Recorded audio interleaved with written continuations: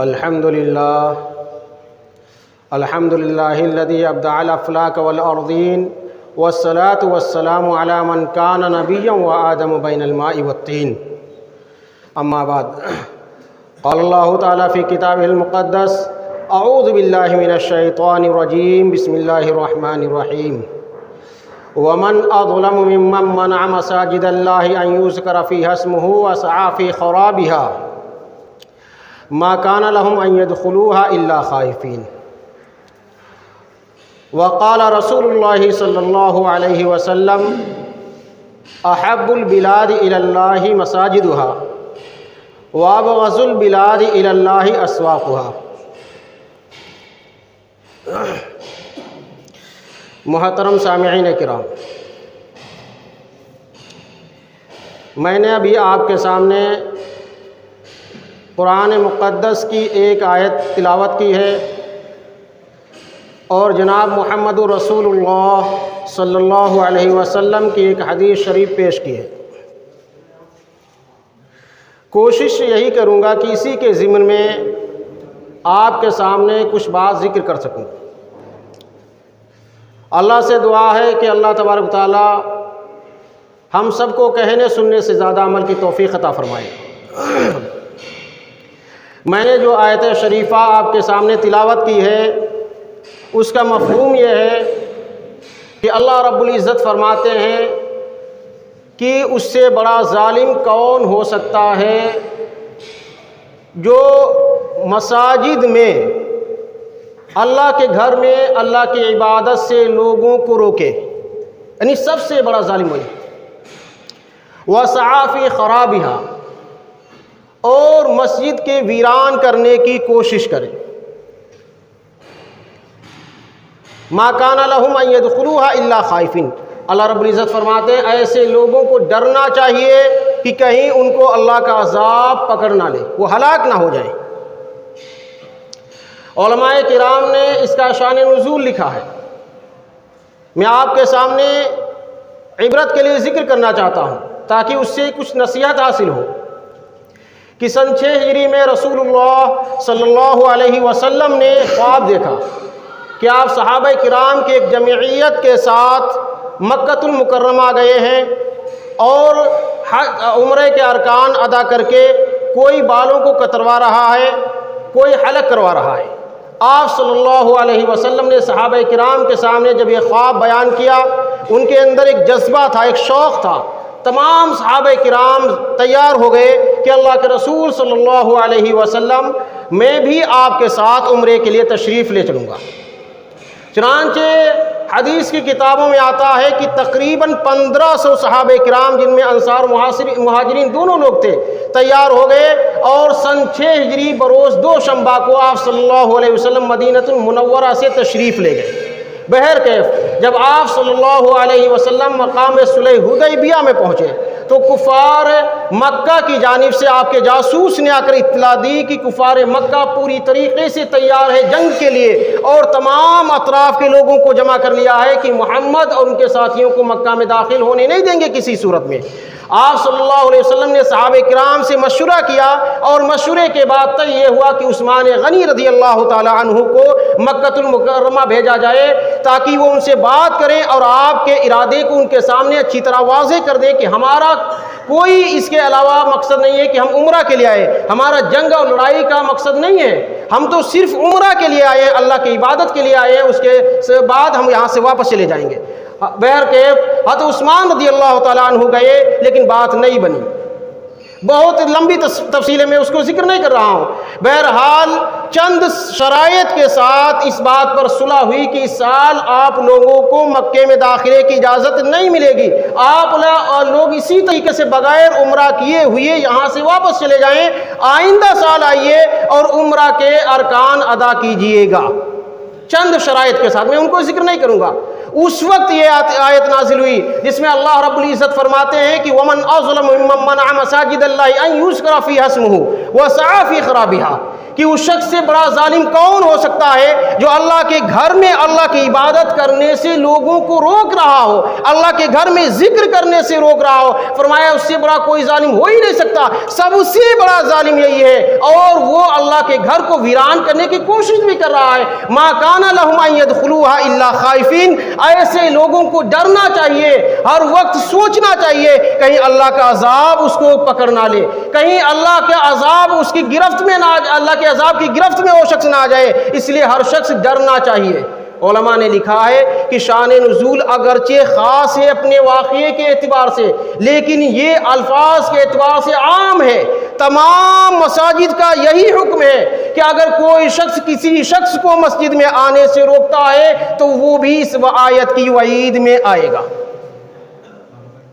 وہ آئے گا اس آیت کی وعید میں۔ چنانچہ علماء نے لکھا ہے کہ کسی سے کہہ دیا جائے کہ بھائی یہ ہماری مسجد خاص ہے، آپ اس میں نہیں آ سکتے، اس میں عبادت نہیں کر سکتے، نماز نہیں پڑھ سکتے، ذکر و اذکار نہیں کر سکتے ہیں، یہ بھی روکنے کی ایک شکل ہے، یہ بھی روکنے کی ایک شکل ہے۔ اور ایک شکل یہ بھی ہے کہ نماز پڑھی جا رہی ہے، لوگ اب نمازوں میں مشغول ہیں، دوسرا شخص بلند آواز سے قرات کرا، اتنی بلند آواز سے کہ نماز پڑھنے والے کو خلل واقع ہو رہا، یہ بھی ہے۔ نماز اللہ کی مسجد میں، اللہ کے گھر میں ذکر کرنے سے روکنے والے جو صورتیں ہیں ان میں ایک صورت یہ بھی بیان کی علماء نے۔ اب بتائیے ذرا، ہر شخص اپنے دل پر ہاتھ رکھ کے بتائے کہ علماء نے لکھا ہے مسجد میں جب نماز ہو رہی ہو، نماز کا وقت ہو، لوگ نوافل میں سنن میں مشغول ہو، اس وقت میں اتنی بلند آواز سے قرات تلاوت کرنا، قرآن پڑھنا جس کی وجہ سے نماز پڑھنے والوں کو خلل واقع ہو، یہ جائز نہیں ہے۔ تو مسجد میں بیٹھ کر گپ شپ کرنا، باتیں کرنا، جی کہکے لگانا، ٹھٹھے لگانا، یہ کہاں سے جائز ہو جائے گا؟ آج یہ عام ہو گیا، مساجد کا حال یہی ہے کہ نماز ہو رہی، امام قرات کر رہا، نماز پڑھا رہا ہے، لوگ پیچھے گپ شپ کر رہے ہیں، تالیاں بجا رہے ہیں، ٹھٹھے لگا رہے ہیں۔ ارے اللہ کے بندو ڈرو، کہیں اللہ کا عذاب نہ آ جائے، تم بھی اس آیت کی وعید میں کہیں نہ آ جاؤ کہ تم بھی اس کے اندر شامل ہو رہے ہو۔ نماز ہو رہی ہے، تم گپ شپ کر رہے ہو، آوازیں کر رہے ہو۔ اللہ کے رسول صلی اللہ علیہ وسلم نے فرمایا، حدیث کا میں مفہوم آپ کے سامنے ذکر کرنا چاہتا ہوں، اللہ کے رسول صلی اللہ علیہ وسلم نے فرمایا کہ دیکھو قیامت کے قریب مسجدوں میں آوازیں بلند ہو جائیں گے، لوگ دنیا کی باتیں کریں گے، شور و شغف کریں گے، آج وہی ساری چیزیں ہو رہی ہیں۔ ارے یہ مسجد کے ادب کے خلاف ہے، اس کے احترام کے خلاف ہے، اس کے وقار کے خلاف ہے۔ ہونا یہ چاہیے تھا کہ ہم وضو جب کرتے، مسجد میں آتے، سب سے پہلے رسول اللہ صلی اللہ علیہ وسلم پر درود بھیجتے، دعا پڑھتے، داہنا قدم سیدھا قدم اندر رکھتے، اس کے بعد مسجد میں داخل ہوتے، مسجد میں داخل ہونے کے بعد 2 رکعت تحیۃ المسجد، مسجد کے احترام، وقار، اس کی عظمت کے لیے پڑھتے، یہ ہونا چاہیے تھا۔ آج یہ نہیں ہے، آج داخل ہوتے ہی دنیا کی باتیں، داخل ہونے سے پہلے دنیا کی باتیں ہو رہی، یہ کیا ہے؟ کیا ہے؟ آج ہم نے سوچا ہی نہیں ہے۔ ساری چیزوں میں وقت لگاتے ہیں لیکن دین کی چیزوں میں کوئی وقت نہیں لگانا چاہتا، نہ پوچھنا چاہتا، نہ سننا چاہتا، نہ سمجھنا چاہتا ہے۔ آج میں ایک بات اور بتلانا چاہ رہا ہوں، میں پہلے حدیث آپ کے سامنے بیان کروں، اس کے بعد میں اس کی وضاحت کروں گا کہ ابو داؤد شریف کی روایت ہے، ابو داؤد شریف کی روایت ہے کہ ایک شخص کا اونٹ گم ہو گیا تھا، اس نے مسجد میں آ کر اعلان کر دیا، بھائی میرا اونٹ گم ہو گیا۔ رسول اللہ صلی اللہ علیہ وسلم مسجد میں تشریف فرما تھے، آپ صلی اللہ علیہ وسلم کے بارے میں آتا ہے کہ آپ صلی اللہ علیہ وسلم بہت ناراض ہوئے، اتنا ناراض ہوئے آپ نے فرمایا لا اد اللہ الیک، کہ اللہ اس کا اونٹ ہی واپس نہ دے۔ ارے مسجد کیا اس کے لیے بنائی گئی ہے کہ یہاں آ کر جانوروں کے گم ہونے کا اعلان کیا جائے؟ کیا اسی لیے بنائی گئی؟ ارے مسجد تو عبادت کے لیے بنائی گئی، اللہ کے ذکر کے لیے بنائی گئی۔ آج ہمارا حال کیا ہے کہ بھائی مسجدوں میں اعلان ہو رہا ہے کہ بھائی مسجد کے پڑوس میں جوتا گانٹھنے والا آیا ہے، جس سے جوتا کٹوانا ہو جوتے کٹوا لے، یہی مسجد کا وقار ہے۔ سبزی بیچنے والا آیا ہے، گرم گرم جلیبیاں بک رہی، یہی مسجد کا وقار ہے۔ آج کہاں ہم جا رہے ہیں؟ کس نہج پر پہنچ گئے ہیں؟ اللہ کے رسول صلی اللہ علیہ وسلم نے فرمایا اونٹ گم ہو گیا، اس نے اعلان کیا، آپ نے بہت ناراضگی کا اظہار فرمایا اور فرمایا اللہ تیرا جانور ہی واپس نہ دے۔ بھائی اس لیے ہر شخص کو سوچنا چاہیے، مسجد کا وقار رکھا جائے، اس کا ادب ملحوظ رکھا جائے، اس کا احترام کیا جائے۔ بہرحال ہر شخص اپنی اپنے نفس کی ذمہ داری دے۔ ایک شخص کتنا بھی کہے سمجھائے کچھ نہیں ہوگا جب تک ہر شخص اپنے نفس کی ذمہ داری نہ لے، اپنے ماتحتوں کی ذمہ داری نہ لے۔ بہرحال وقت ختم ہو رہا ہے، اس لیے میں بات کو اپنی ختم کر رہا ہوں۔ آخر میں ایک بات ذکر کرنا چاہتا ہوں کہ دیکھیے، سب سے پہلی بات یہ ہے کہ مساجد میں کھانا پینا سونا جائز نہیں، سب سے سیدھی سی بات۔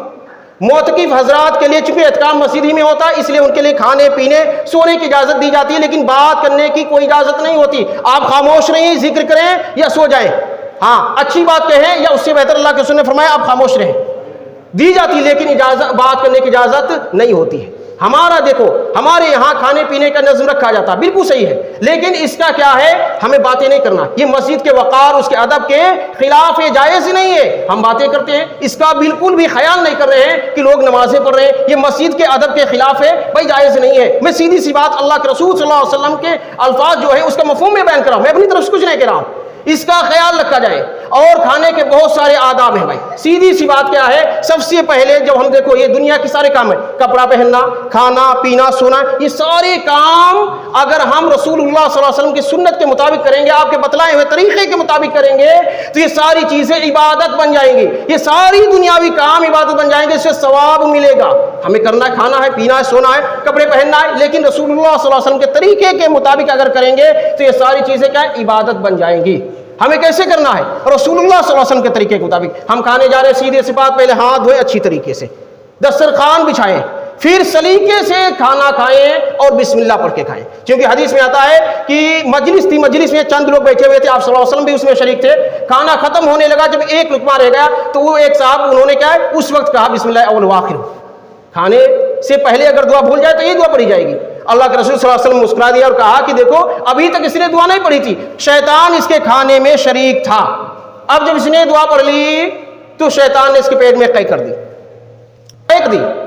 تو اس لیے کیا ہے، حدیث میں آتا ہے جس کھانے پر بسم اللہ نہ پڑھا جائے شیطان اس میں شریک رہتا ہے، شریک رہتا ہے۔ ایک حدیث میں ہے کہ اللہ کے رسول صلی اللہ علیہ وسلم فرمایا جس دسترخوان پر بسم اللہ نہیں پڑھا جاتا ہے تو کیا ہے، کھانے میں وہ شیطان شریک ہو جاتا ہے، اور جب داخل ہونے کے وقت، گھر میں داخل ہونے کے وقت اگر دعا نہ پڑھی جائے تو شیطان کہتا ہے بھائی آ جاؤ، پورے لشکر سے کہتا آ جاؤ، یہاں سونے کا، رہنے کا، قیام کا بھی بندوبست ہو گیا۔ تو کیا ہے، ہمیں دعا پڑھنی چاہیے کھانے سے پہلے، کھانے کے بعد بھی دعا پڑھنی چاہیے۔ چنانچہ میں ایک بات کہہ کر اپنی بات کو ختم کر رہا ہوں یہیں پہ کہ ایک واقعہ ہے، لکھا ہے کہ ایک صاحب تھے، ایک کافر صاحب تھے، کافر تھے، رسول اللہ صلی اللہ علیہ وسلم کے آئے، رسول اللہ صلی اللہ علیہ وسلم کے یہاں آئے، مہمان ہوئے، تو کوئی شخص ان کو کیا ہے اپنا مہمان بنانے کے تیار نہیں تھا، بات ختم کر رہا ہوں۔ تو آپ صلی اللہ علیہ وسلم کے وہ مہمان ہوئے، آپ صلی اللہ علیہ وسلم نے ان کو اپنے یہاں رکھا، پہلے دن 7 بکریوں کا دودھ چڑھ کر گئے، 1 2 3 اس طریقے سے لگاتار آپ صلی اللہ علیہ وسلم بکریوں کا دودھ نکلواتے رہے، وہ 7 بکریوں کا دودھ پی گئے۔ بہرحال جب دوسرے دن وہ مسلمان ہو گئے تو 1 بکری کا دودھ دیا گیا، وہی کافی ہو گیا، دوسری بکری کا دودھ نہیں پی سکے۔ آپ صلی اللہ علیہ وسلم فرمایا الکافر یاکل فی 7 امیا، کہ کافر 7 آدمی کھاتا ہے، اور مومن یاکل، المومن یاکل فی میان واحد، ایک ہی آدمی کھاتا ہے۔ وہاں پر علماء نے لکھا ہے کیونکہ وہ کافر تھا، بسم اللہ نہیں پڑھا تھا، اس لیے شیطان اس کے کھانے میں شریک تھا، کھاتا ہی چلا گیا، اور جب مسلمان ہو گیا بسم اللہ پڑھ لیا تو ایک ہی بکری کا دودھ کافی ہو گیا۔ تو اس لیے کیا ہے، ہم تو رسول اللہ صلی اللہ علیہ وسلم کے ماننے والے ہیں، آپ صلی اللہ علیہ وسلم کے امتی عاشق ہیں، تو آپ کیسے ہم عاشق ہیں کہ آپ صلی اللہ علیہ وسلم کے کسی بھی طریقے پر عمل نہیں کرتے؟ بہرحال کھانے کے بہت سارے آداب ہیں، اللہ تعالی ہم سب کو عمل کی توفیق عطا فرمائے، اور اگر کسی کو معلوم نہیں ہے تو سیکھنے کی توفیق اسے عطا فرمائے۔ دیکھو کوئی عمر نہیں ہے کہ اس میں شرم نہیں کرنی چاہیے، بوڑھے ہو گئے، جوان ہیں، سیکھنے میں کوئی عمر کا لحاظ نہیں کرنا چاہیے، اس لیے ہر شخص جسے نہیں معلوم ہے وہ علماء سے، مفتیان کرام سے معلوم کرے۔ وآخر دعوانا الحمدللہ رب العالمین۔